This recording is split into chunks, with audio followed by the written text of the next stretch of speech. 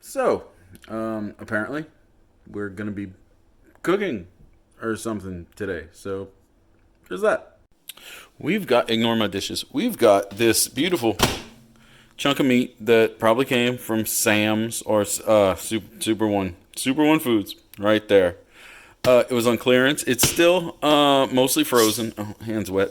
Still mostly frozen. We're gonna be doing something. Oh, it's kind of defrosted. We're gonna, I don't know, a stew or something.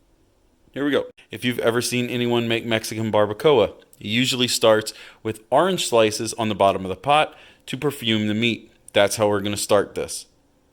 In the pot, a little bit of avocado oil. That's probably too much. Heat on. Wait for that to, can I spread it now? Come on.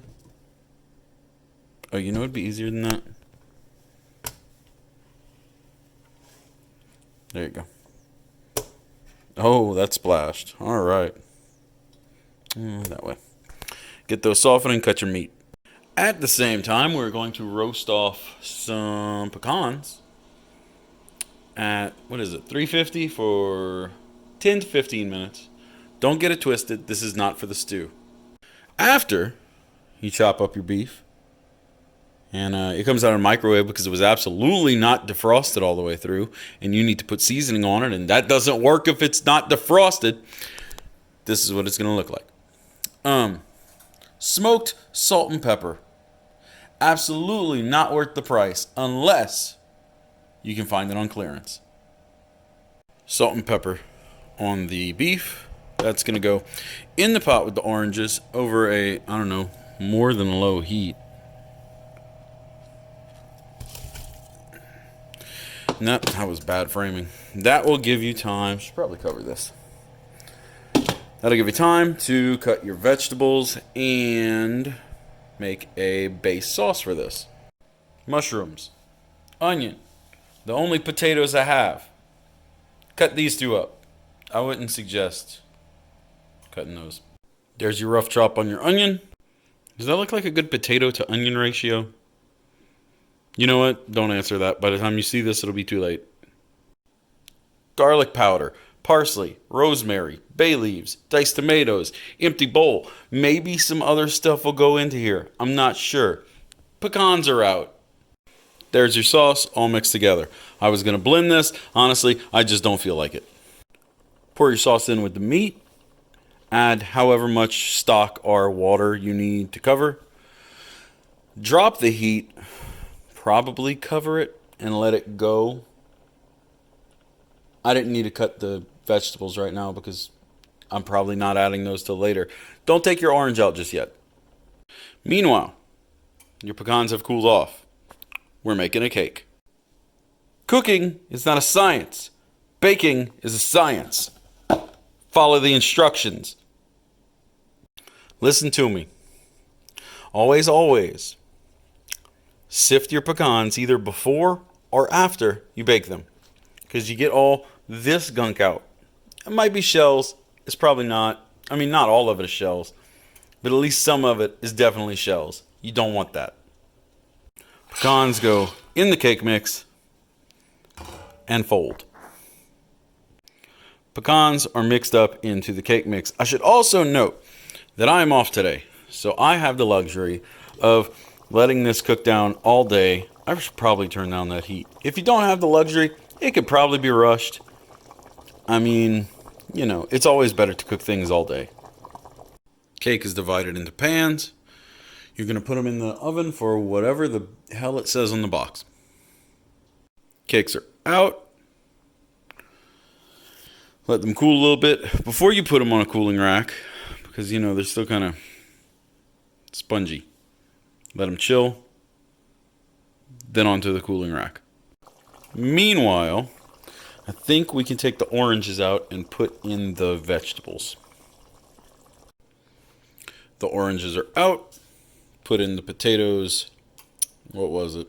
Onions and mushrooms, and let it cook down again. Flip your cakes over onto your cooling racks, let them cool down, then flip them back over. Once they're flipped back over, let them cool completely. Listen to me. Completely. Okay, cakes are cooled completely. Completely. So, if you have a cake stand, that's awesome. I don't. If you don't, it's cool. Take a plate, 4 pieces of parchment paper, 2 going, up and down, 2 going sideways. First cake goes down.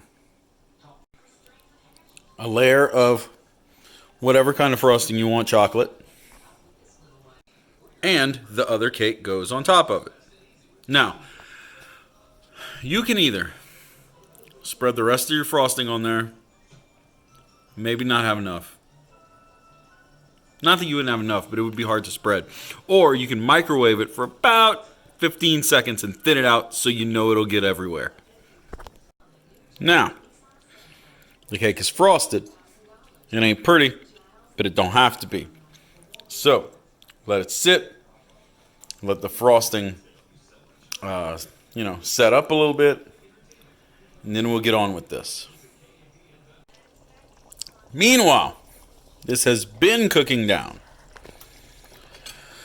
It's thickened up a little bit. I smushed some of the potatoes because that'll thicken it up a little bit. I'm trying to do this without flour. It looks alright. That should be good to go in about 3.5 hours. So, your frosting has pretty well set up. What you're gonna do is, let's see if I can not mess this up. I'm gonna have to put the phone down. Hang on.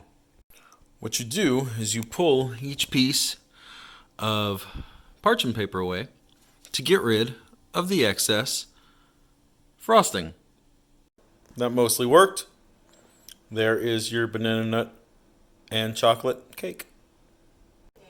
After you let it cook down all day or whatever time you have, depending, this is what you get. It's nice, thick. My pot's moving. Okay.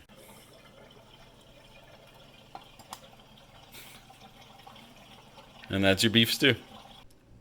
Anyway, that's your beef stew. Beef? That's your beef stew. Thanks for watching. I guess this worked.